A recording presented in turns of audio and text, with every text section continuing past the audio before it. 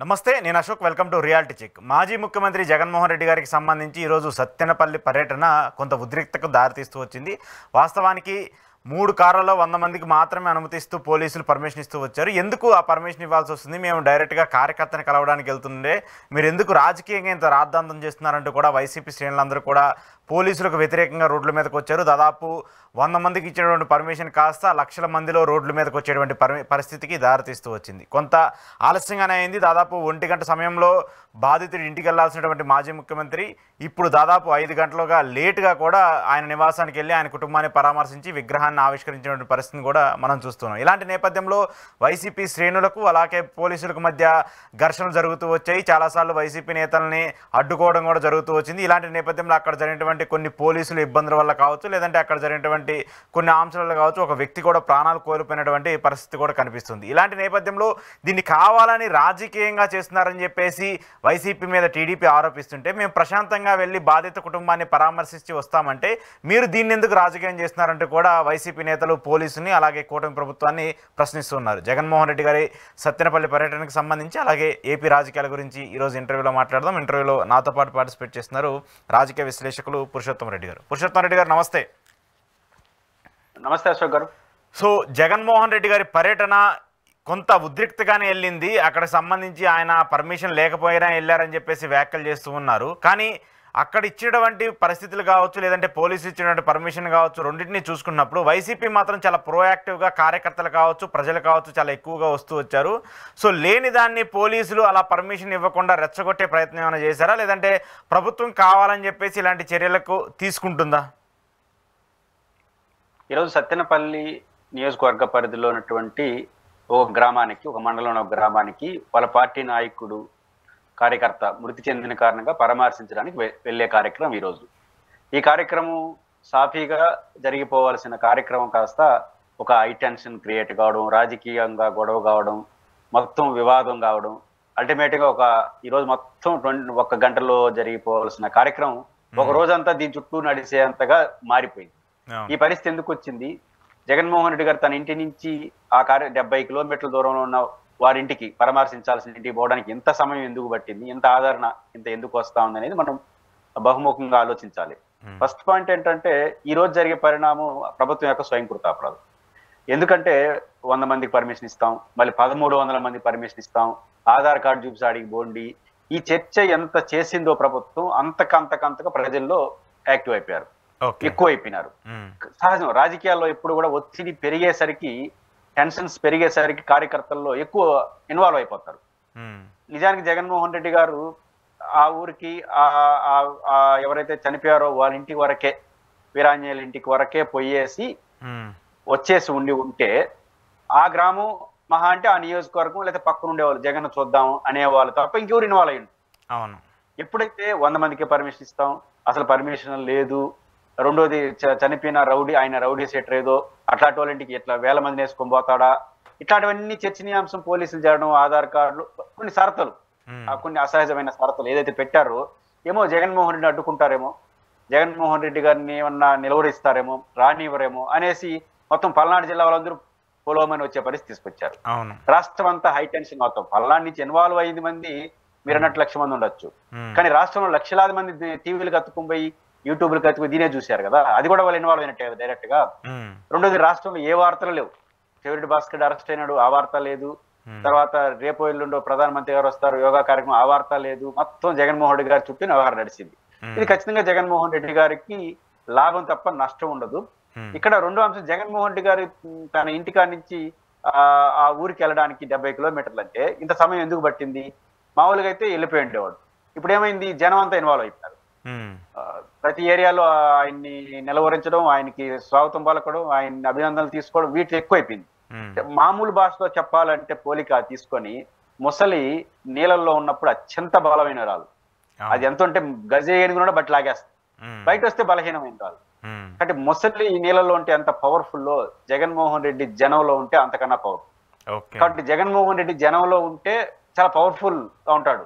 ఆయనకు ఉన్నటువంటి అటాచ్మెంట్ అది. ఆయన రాజకీయ జీవితం ప్రారంభమే జనంతో, ఓదార్పు యాత్రతో. కాబట్టి జగన్మోహన్ రెడ్డి గారికి జనంతో ఉన్న అసోసియేషన్, ఒక తెలియని ఆయన్ని అభిమానించే వాళ్ళు వ్యతిరేక ఎవరైనా జగన్మోహన్ రెడ్డికి కలవడానికి ఉత్సాహపడుతుంటారు. ఎందుకు ఉత్సాహపడితే అదొక ఆకర్షణ, ఒక్కొక్కరికి ఒక్కొక్కటి ఉంటుంది. చంద్రబాబు గారు ఒకటి ఉంటుంది, పవన్ కళ్యాణ్ గారు ఒకటి ఉంటుంది, జగన్ గారికి జనం కలవడం ఆయనకి ఇష్టం, జనం కూడా విపరీతం ఇష్టం. ఇప్పటికి ఒకసారి పోతారు, ఫోటో తీసుకుంటారు, ఎప్పుడు పోయినా మళ్ళీ ఫోటోలు తీసుకుంటారు. ఎందుకు తీసుకుంటారో అర్థం కాదు, అట్లుంటాయి ఆయన ఆకర్షణ. ఇట్లాంటి వ్యక్తిని నిలువరించే ప్రయత్నం చేస్తే అది జనం సమస్యగా మారితే, నేను చెప్పాను కదా ముసలి ఈ నీళ్ళల్లో ఉంటే గజేను కూడా పీకడ బారేస్తుంది. అంటే జగన్మోహన్ రెడ్డి గారు జనంలో పోనీయకుండా చూసుకోవాలి. జనంలో పోనీయకుండా చూసుకోవడం అంటే నిషేధాల్సి పెట్టి కాదు, ఇట్లాంటి చర్యలు చేస్తే మరింత ఎక్కువ జనంలో పోతారు. కాబట్టి జగన్మోహన్ రెడ్డి గారికి ఉన్న ఆకర్షణ శక్తి. రెండోది వాళ్ళ పార్టీ కార్యకర్తలు ఆయన పరామర్శించుకోమంటారు. మనకెందుకు పంచాయతీ, 1,00,000 మందితో బాని మీకెందుకు. ఉదాహరణకు వాళ్ళ పార్టీ కార్యకర్తను పరామర్శించుకోవచ్చు, 1,00,000 మంది బాని వాళ్ళ తిప్పలో పడుకుంటారు, తగిన ఏర్పాట్లు చేసి అయిపోతుంది. రోజు పోతే వాళ్ళే కలిసిపోతారు. కాబట్టి ఒక సాధారణంగా జరగాల్సిన ప్రక్రియని అసాధారణంగా మార్చి చేయడం వల్ల వైసీపీ శ్రేణులందరూ దీంట్లో యాక్టివ్ అయిపోయారు. ఏం జరుగుతుందో చూద్దాం అని ఇన్వాల్వ్ అయిపోవడం వల్ల ఎక్కువ మంది అయిపోయారు. చూడండి, ఈ రోజు వాస్తవానికి చెవిరెడ్డి భాస్కర్ రెడ్డి గారు అరెస్ట్ అయ్యారు. జగన్మోహన్ రెడ్డి గారికి అత్యంత ఇష్టమైన నమ్మకమైన కోటరీలో చెవిరెడ్డి భాస్కర్ రెడ్డి గారు కూడా ఒకరు.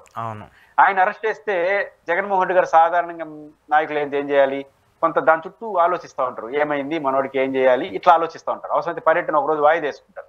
కానీ జగన్ ఎప్పుడైతే చెవిరెడ్డిని అరెస్ట్ చేస్తారని తెలిసిందో మరింత పట్టుదలగా యాక్టివిటీ చేసినారు. దాని ద్వారా ఏమైంది, మనల్ని అణిచివేస్తారా అనే పెరోసెస్నెస్ వచ్చింది. రెండోది, మీరు ఎవరినైనా అరెస్ట్ చేసుకోండి, నేను చేసేది అని ఇంకో సిగ్నల్ కూడా ఇస్తున్నాడు. మీరు భాస్కర్ రెడ్డిని ఆయనకు 1, 2, 3, 4 లో ఒకటిగా పేరు పొందిన భాస్కర్ రెడ్డిని అరెస్ట్ చేస్తే ఆ పని లీగల్ డిపార్ట్మెంట్ చూసుకుని నేను జనంలోకి వస్తున్నాడు. అంటే నువ్వు ఎంత ఎక్కువ అరెస్ట్ చేస్తావో అంత ఎక్కువ నేను జనంలోకి వస్తానని చెప్తున్నాడు. ఇది పార్టీ శ్రేణులకు మరింత ఉత్సాహాన్ని ఇస్తుంది కదా, మరింత ఎక్కువ చెప్తుంది కదా. కాబట్టి ఈ రోజు పర్యటన దృష్టిలో పెట్టుకున్న ప్రభుత్వం ఎందుకు పోతున్నాడు, ఆ పోతున్న వ్యక్తి క్యారెక్టర్ ఏంటో మీకు అనవసరం. వాళ్ళ పార్టీ కార్యకర్త చనిపోయాడు, వెళ్ళాడు, రాజకీయ ఉపన్యాసం చెప్పుండొచ్చు, మిమ్మల్ని విమర్శించుండొచ్చు. ఇది ఎంత పలుకుబడి, ఎంత పరిమితం అయిండేది. ఎప్పుడైతే ప్రెజర్ చేశారో ఇది ఒక అసాధారణ సమస్యగా మారిపోయి లక్షలాది మంది ఇన్వాల్వ్ అయిపోయి లేనిపోని సమస్యను తెచ్చినట్టయింది. ఇది ప్రభుత్వం స్వయంకృతాపరాధం. జగన్మోహన్ రెడ్డి గారు మరొకసారి ఈనాడు ఖచ్చితంగా నిలబడతాడు.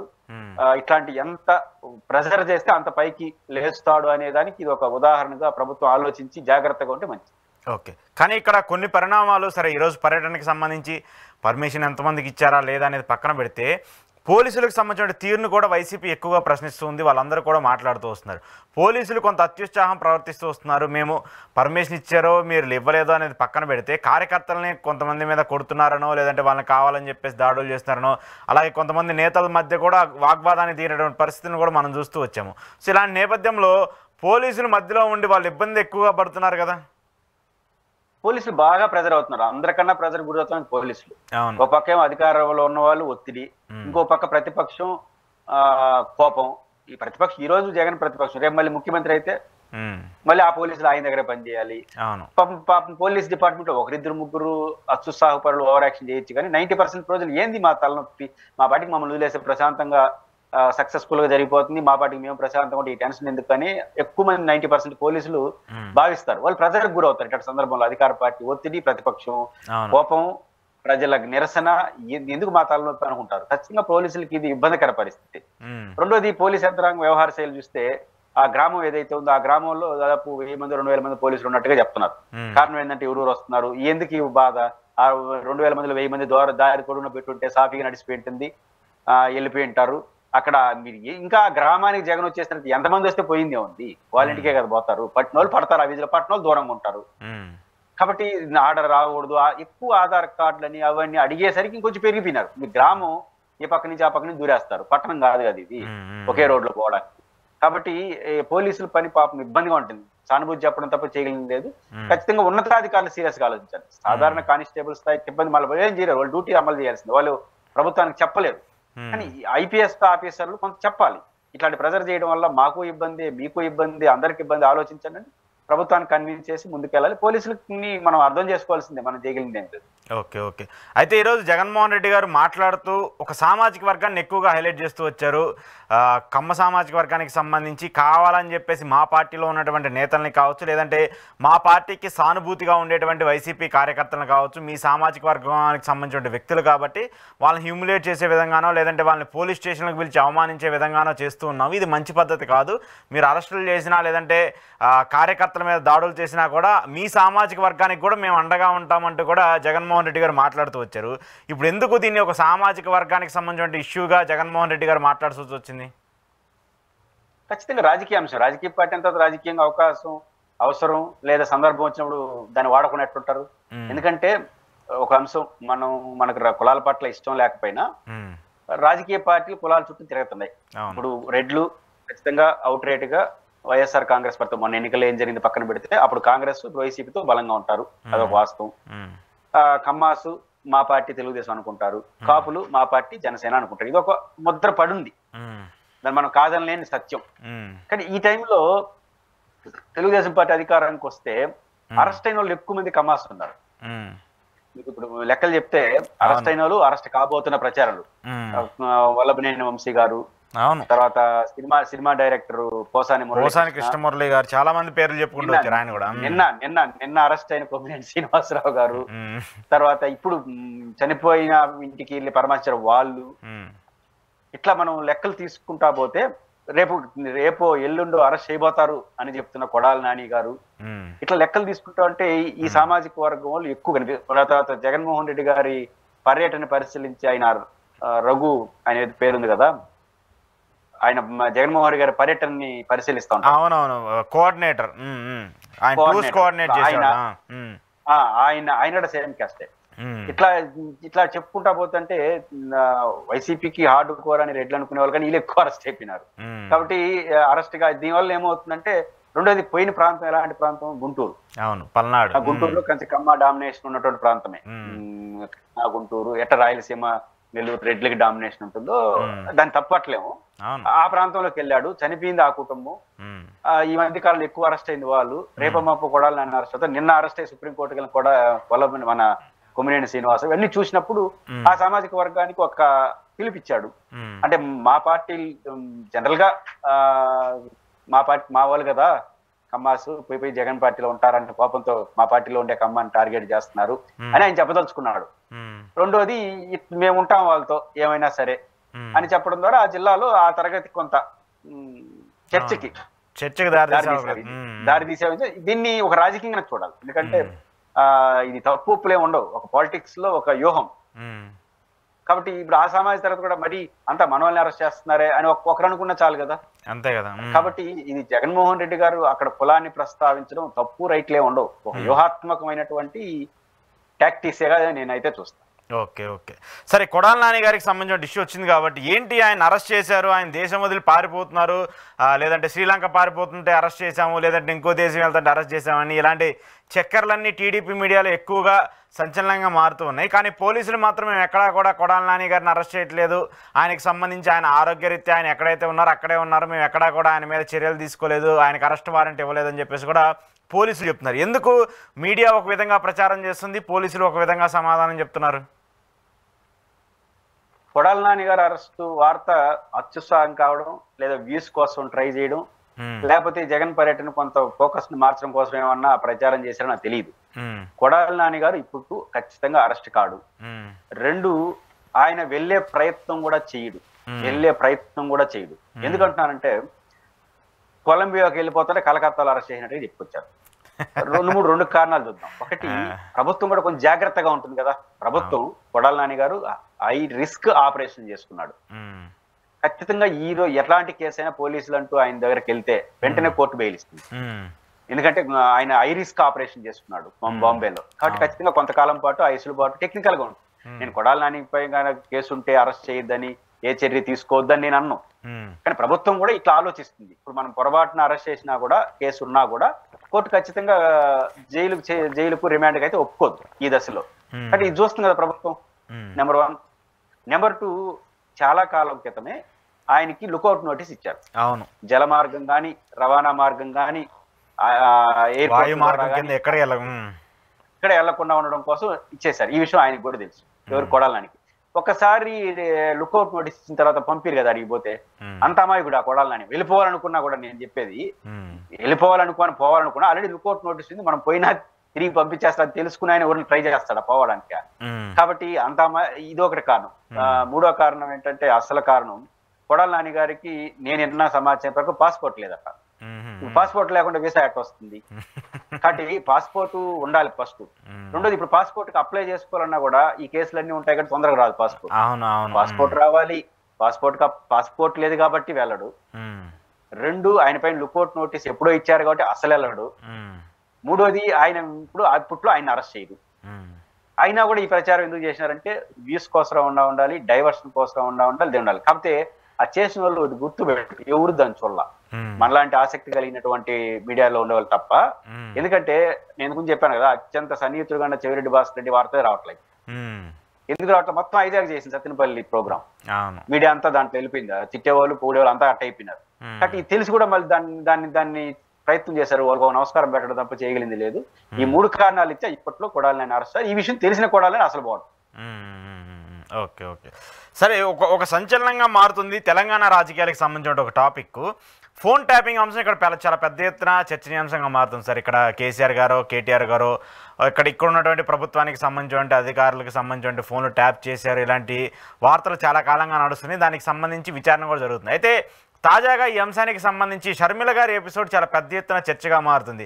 ఆమె ఈరోజు బయటకు వచ్చి కూడా చాలా వ్యాఖ్యలు చేశారు. నా అన్నే ఇలా చేశాడంటే నేను నమ్మలేకపోతున్నాను, ఒకవేళ చేసి ఉండొచ్చు, కేసీఆర్తో కలిపి నా ఫోన్ ట్యాప్ చేయించారు, నా భర్త ఫోన్ ట్యాప్ చేయించారు, నా చుట్టూరు ఉన్న వాళ్ళ ఫోన్లు ట్యాప్ చేయించి నా ఆడియోస్ అన్ని సీక్రెట్గా విన్నారంటూ కూడా ఆమె కొన్ని వ్యాఖ్యలు చేస్తూ వచ్చారు.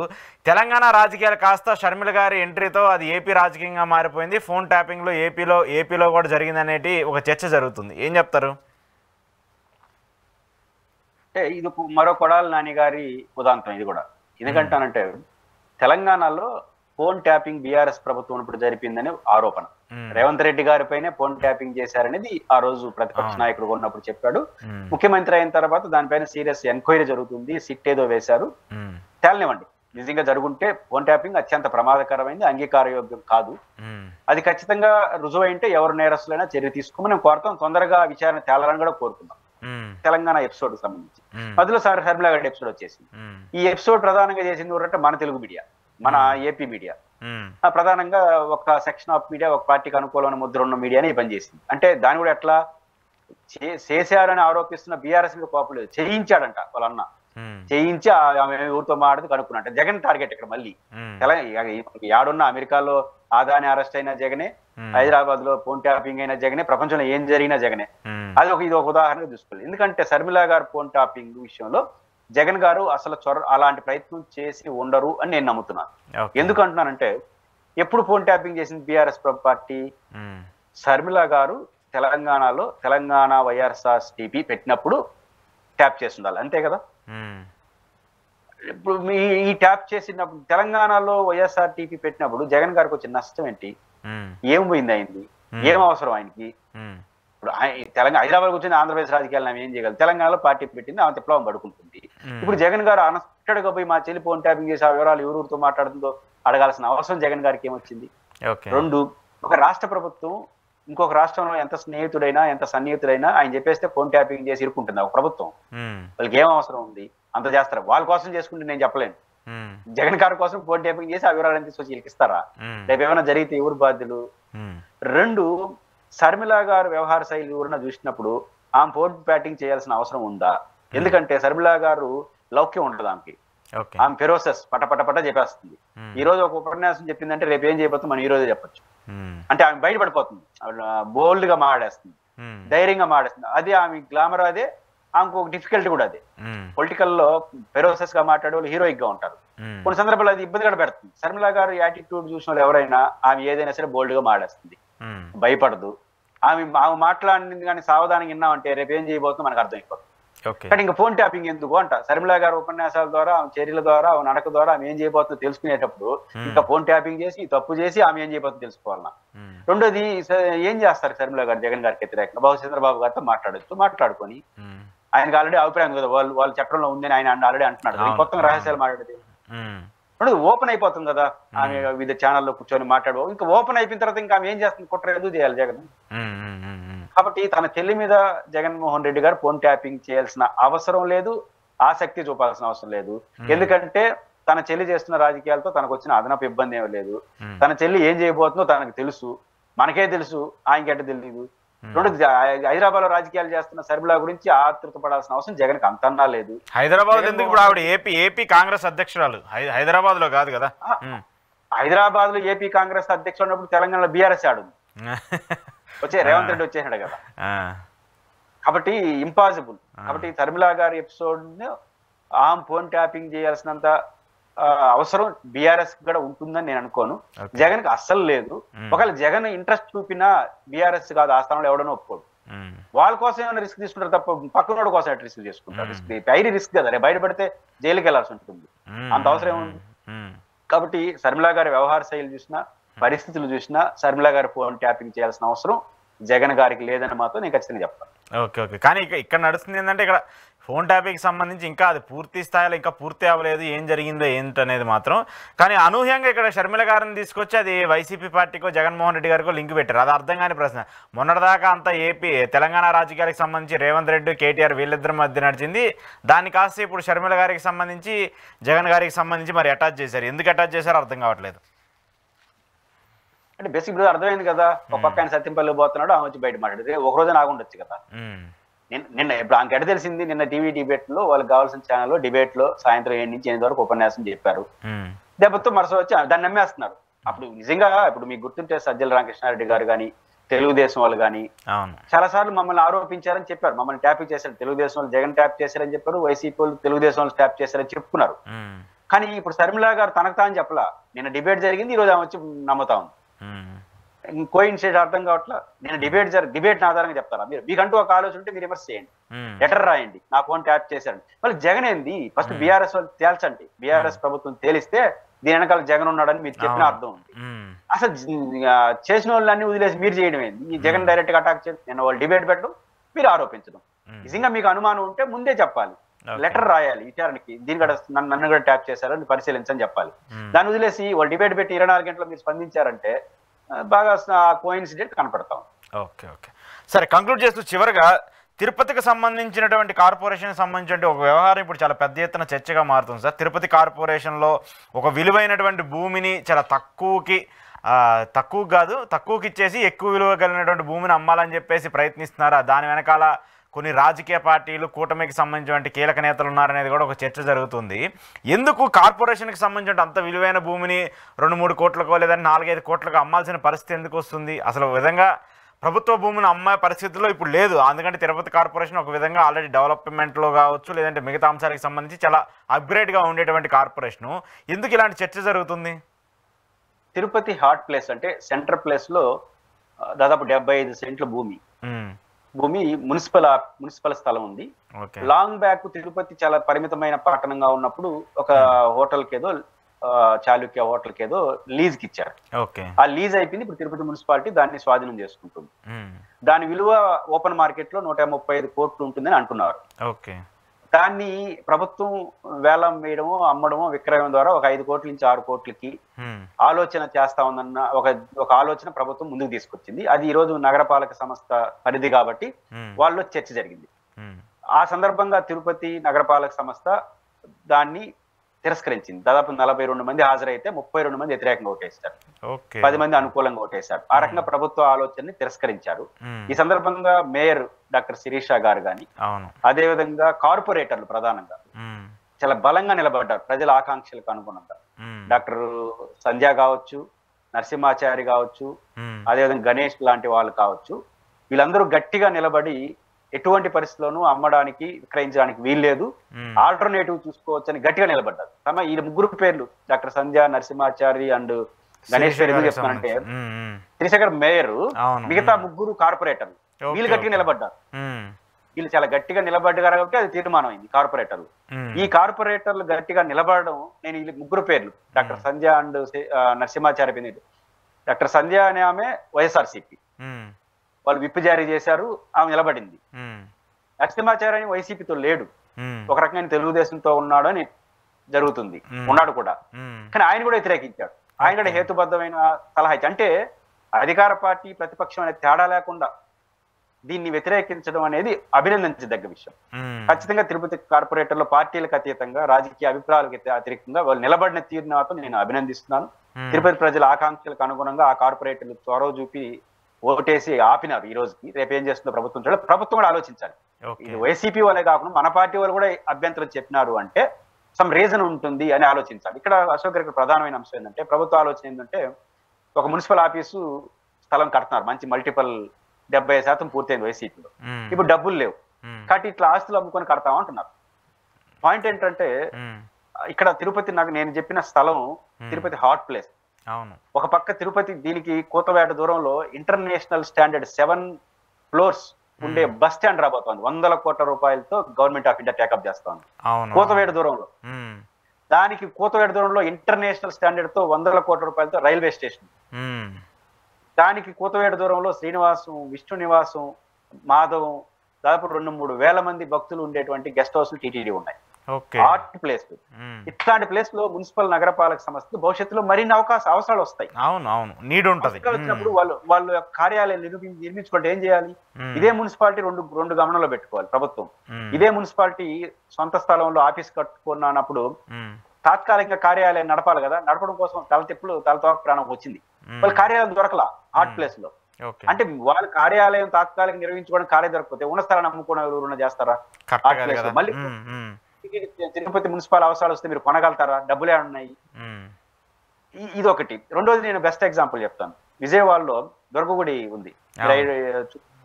దుర్గగుడి ఒకప్పుడు లాంగ్ బ్యాక్ రామారావు గారు ముఖ్యమంత్రి అప్పుడు సిద్ధార్థ ఇంజనీరింగ్ కాలేజ్ అని మీకు తెలియని ఉంటారు. దానికి 50 ఎకరాలు 100 ఎకరాలు ఏది బెంజ్ సర్కిల్ ఏరియాలో 50 ఎకరాలు 100 ఎకరాలు అనుకుంటారు. దుర్గగుడి స్థలాన్ని లీజ్కి ఇచ్చారు 50 సంవత్సరాలకు 100 సంవత్సరాలకు. చాలా లామినల్ రేట్. ఆ రోజుకి దుర్గగుడికి అంత అవసరం ఉండొచ్చు. ఇప్పుడు పరిస్థితి ఏంటంటే, దుర్గగుడికి ట్రాఫిక్ ఈ ఉంటారు కదా పార్కింగ్ ప్లేస్ వాహనాలకి పెరిగింది కదా. దుర్గగుడి ఇవ్వడం కోసం వాళ్ళ స్థలం లేదు. వాళ్ళకు ఉన్న స్థలాన్ని ఏమో దానికి ఇచ్చేసినారు 50 ఎకరాలు 100 ఎకరాలు లేకుండా దాంతో దుర్గగుడి ఆనుకొని టీటీడీ స్థలం 4 ఎకరాలు ఉంది. అది ఇవ్వండి మొరపెట్టుకున్నారు. మొరపెట్టుకుంటే ప్రభుత్వం ఏం చేసింది, దాన్ని వాళ్ళకి ఇచ్చేసి దుర్గగుడి స్థలం ఏమన్నా గ్రామంలో ఉంటే దాన్ని ఇచ్చారు. నేనే హైకోర్టుకి వెళ్ళి దాన్ని నిలుపుదల చేసే ప్రయత్నం చేశాను. ఎట్లా ఇస్తారని. అంటే 50 నుంచి 100 ఎకరాలు బెంజ్ సర్కిల్లో దుర్గగుడి స్థలం పెట్టుకుని దాని ప్రైవేట్ వాళ్ళకి ఇచ్చి లీజుకి, ఇప్పుడు పార్కింగ్ కోసం వాళ్ళ సొంత పార్కింగ్ కోసం 1 ఎకరా స్థలం లేక ఆలాడుతున్నారు. అలాంటి దుస్థితి మున్సిపాలిటీ నగరపాలక సంస్థ రావద్దు. ఎందుకంటే తిరుపతి నగరం భవిష్యత్తులో గ్రేటర్ నగరంగా ఇటు రేణుగుంటకు ఇటు చంద్రగిరికి వెళ్ళిపోయి అభివృద్ధి చెందే నగరం. ఇట్లాంటి నగరంలో భవిష్యత్తులో తిరుపతి మున్సిపల్ నగరపాలక సంస్థ కార్యాలయాలు అవసరం అవుతాయి. కాబట్టి ఖచ్చితంగా అలాంటి దుస్థితి రాకుండా ఉండాలన్నా, మంచి జరగాలంటే తిరుపతి నగరపాలక సంస్థ ఉండాలి. తిరుపతికి కేంద్ర ప్రభుత్వం బాగా అండగా ఉంటుంది, టీటీడీ ఉంది, మంచి ఆదాయ వనరుల ప్లేస్ లో ప్రత్యామ్నాయం చూసుకోవాలి. అందుకు భిన్నంగా చేయడం కరెక్ట్ కాదు. ఇట్లాంటి ఒక మంచి విషయాన్ని ఫస్ట్ టైం రాజకీయాలకు అతీతంగా నేను చెప్పినటువంటి డాక్టర్ సంధ్య కావచ్చు, నరసింహాచారి గారు కావచ్చు, ఇంకా గణేష్ కావచ్చు, ఇట్లాంటి వాళ్ళు చొరవ తీసుకొని తెలుగుదేశానికి అనుకూలంగా ఉండేవాళ్ళు కూడా వేశారంటే ఇది రాజకీయాలు చూడొద్దని ప్రభుత్వం మంచి ఆలోచన మున్సిపల్ కౌన్సిల్ చూసింది. కాబట్టి ఇంతటితో ఆపేసి తిరుపతి మున్సిపాలిటీని ఆదాయాలు ఇంకొక రూపంలో ఎట్ట తీసుకోవచ్చు కూడా ప్రభుత్వం ఆలోచిస్తే మంచిది. రాజకీయాలకు అతీతంగా వాళ్ళు స్పందించారు కాబట్టి వారిని నగర ప్రజల తరపున అభినందిస్తూ, ప్రభుత్వం కూడా ఇది రాజకీయ నిర్ణయంగా కాకుండా చొరవ తీయాలి. ఇక్కడ వైఎస్ఆర్ కాంగ్రెస్ పార్టీ నాయకుడు అభినయ్ రెడ్డి ప్రత్యేక చొరవ తీసుకుని వాళ్ళ పార్టీ కార్పొరేటర్లందరినీ లైన్ లో పెట్టి వాళ్ళందరికీ విప్పు జారీ చేసి, మామూలు విప్పు జారీ చేయరు, విప్పు జారీ చేసి దీన్ని తీర్మానాన్ని ఓడించే వరకు తీసుకురావడం ఖచ్చితంగా వాళ్ళ నాయకుడు అభినయ్ రెడ్డి గారు మంచి కృషి చేశారు. వారందరినీ అభినందిస్తూ ప్రభుత్వం దీన్ని రాజకీయాలకు అతీతంగా ఇంకా దీన్ని ముందుకు వేయకుండా మున్సిపాలిటీని మరింత స్ట్రెంథన్ చేసే చర్యలు తీసుకుంటే మంచిది. ఓకే, చూద్దాం ప్రభుత్వం, ఎందుకంటే ఒక మంచి కార్యానికి సంబంధించిన అంశం కాబట్టి ప్రభుత్వం కూడా దీని మీద వెనకడుగు వేస్తుందని ఆశిద్దాం. తిరుపతి డెవలప్మెంట్కి సంబంధించి ఒక నిర్ణయం కూడా తీసుకోవాలని చెప్పేసి కోరుకుందాం. Thank you sir, thank you very much. ఇది పురుషోత్తమ రెడ్డి గారితో ఈరోజు స్పెషల్ ఇంటర్వ్యూ. చూస్తూనే ఉండండి ఈహాటి.